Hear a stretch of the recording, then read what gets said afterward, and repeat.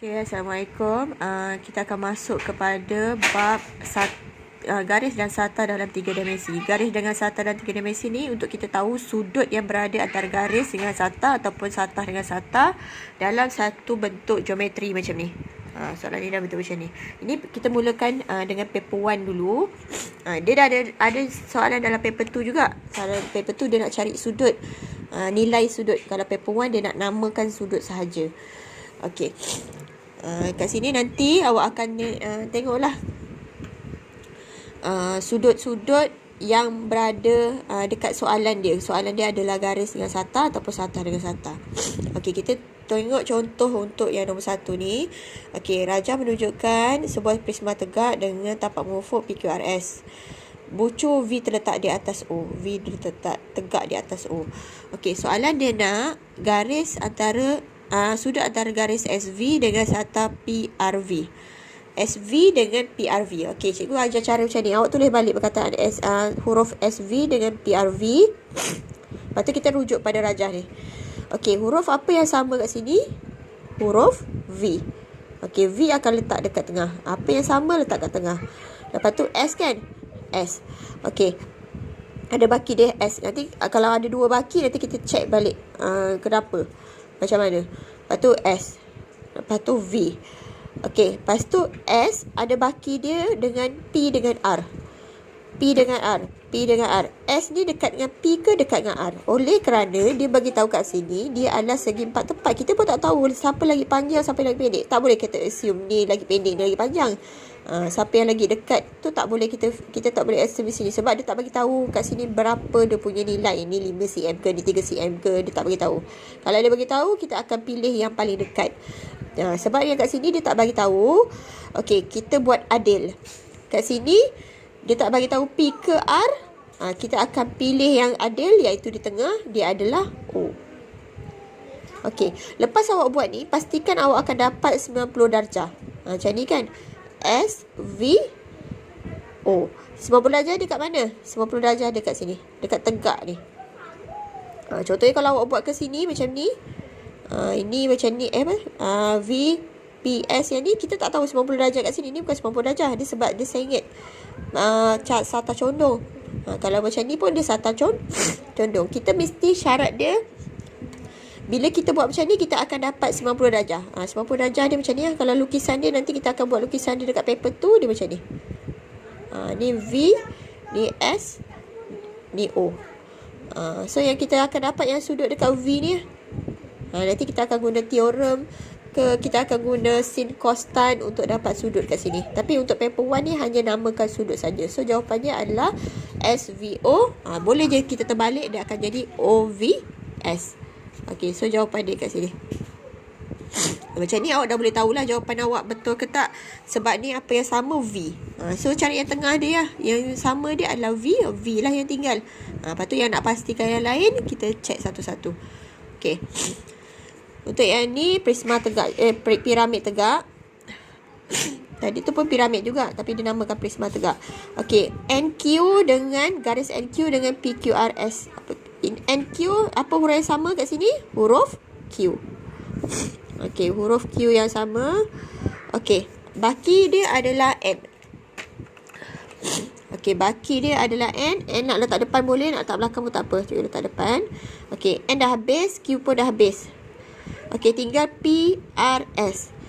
N dekat dengan P ke, dekat dengan R ke, dekat dengan S?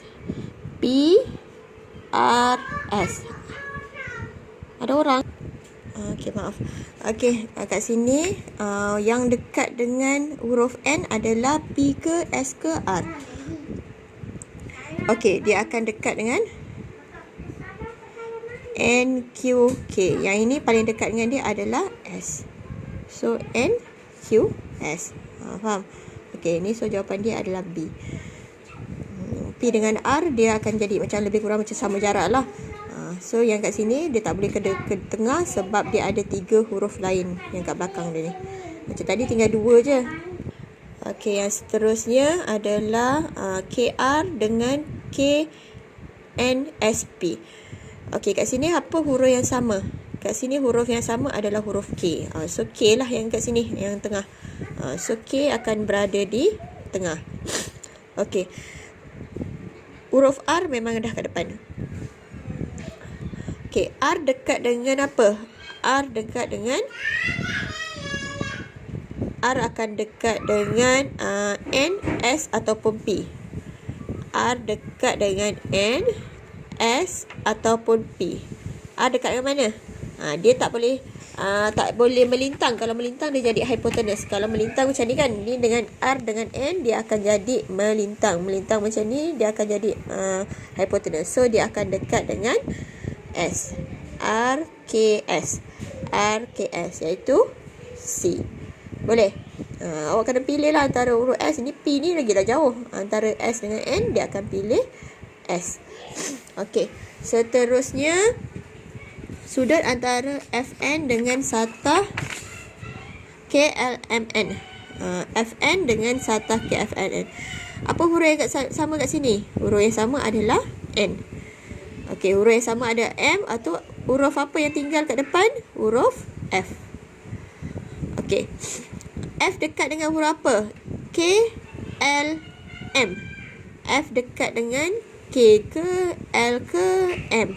Dia paling ni jauh, dia melintang ke sana. Dia di hypotenuse. So dia paling dekat dengan L. F and L. F and L iaitu C. Okey. Kalau case yang macam ni pula, okey, ni masih garis tau, garis dengan satah. Okey, garis dengan satah SW dengan tapak PQRS. Okey, SW dengan PQRS ada huruf yang sama tak? SW dengan PQRS tak ada huruf yang sama. So kita tengok antara S ke W yang terletak di satah PQRS. Awak tengok PQRS mana? PQRS yang bawah ni kan. Siapa yang terletak dekat satah PQRS ni? Huruf mana yang ada dekat PQRS ni? Iaitu huruf S. So S lah yang kita akan pilih dekat tengah. So W akan dekat depan, S kat tengah. Siapa yang ada dekat satah kawan dia ni, dia akan duduk kat tengah. So W, S. W dekat dengan huruf apa? P ke Q? Kalau macam ni, dia ada apa? Yang ini dah memang dah cancel lah, tinggal P, Q. Antara P dengan Q, siapa yang dekat dengan W? Oleh kerana dia dah bagi tahu kat sini, dia adalah sama jarak. Kita tak boleh pilih P ataupun tak boleh pilih Q. Kita akan pilih apa? Kita akan pilih M. Jadilah W, S, M. Okey, boleh? W, S, M ni. W, S, M ataupun M, S, W. Pastikan dapat 90 darjah lah. 90 darjah kalau macam ni, kat mana 90 darjah dia? Macam ni, tegak. So 90 darjah dia adalah di sini. Sebab 90 darjah tu penting untuk yang paper tu pula nanti. Okey. Kita tengok kepada satah dengan satah pula. Ni tadi garis dengan satah. Kita pergi satah dengan satah macam ni. Tebangan ni. Okey. Kita pergi satah dengan satah. Okey, kat sini ada 4 huruf, kat sini pun ada 4 huruf. Ni satah, ni satah. Tadi garis dengan satah dia 2 huruf. Kalau garis 2 huruf je. 2 huruf dengan 3 huruf, 2 huruf dengan 4 huruf boleh. Okey, kalau macam ni, satah dengan satah, 4 dengan 4 kita akan sediakan 2 tempat. Okey, apa huruf yang sama kat sini? Ni PQ, kat sini pun ada PQ. So kalau dia ada 2 huruf yang sama, awak letak PQ macam ni. Okey, dia pernah ada 2 huruf yang sama tapi case yang lain. Dia bukan guna 2 tempat macam ni. Okey, PQ dengan PQ, awak tengok kat sini. Yang ni kan baki dia, huruf dia W, VW. V atau W, mana yang dekat dengan P? Okey, P, V ke W yang dekat dengan P? Iaitu W. Yang Q tu dia dekat dengan V. Faham?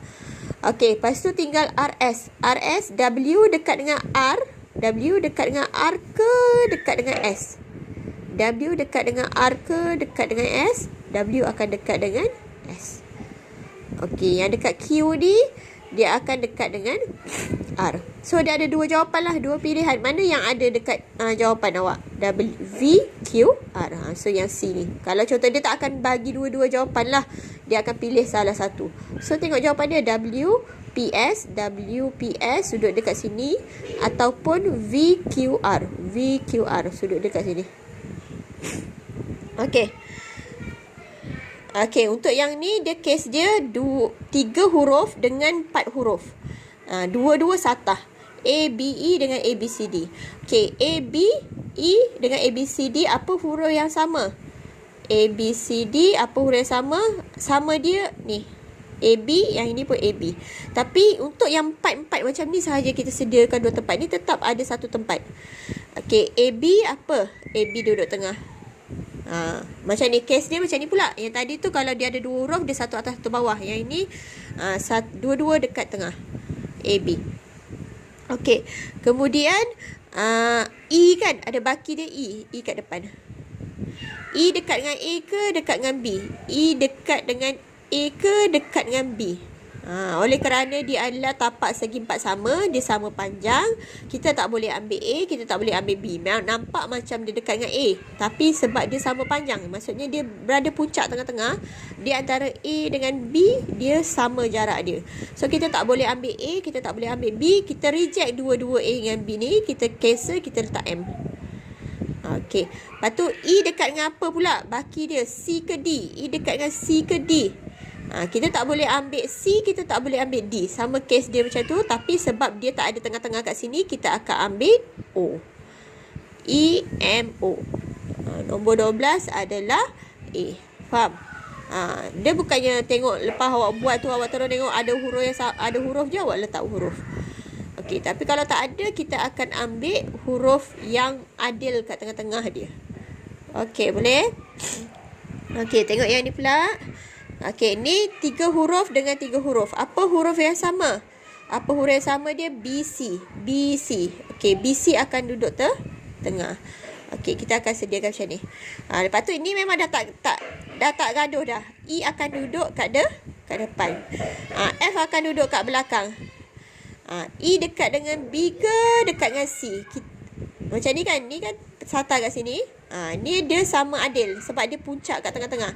Kita tak boleh pilih B, kita tak boleh pilih C, kita akan pilih cancel, kita akan pilih P. E, P, F. E, P, F. Okey, jawapannya adalah A. Boleh? Okey, ada case lain tak? Kita tengok case mana pula. Kita tengok ni.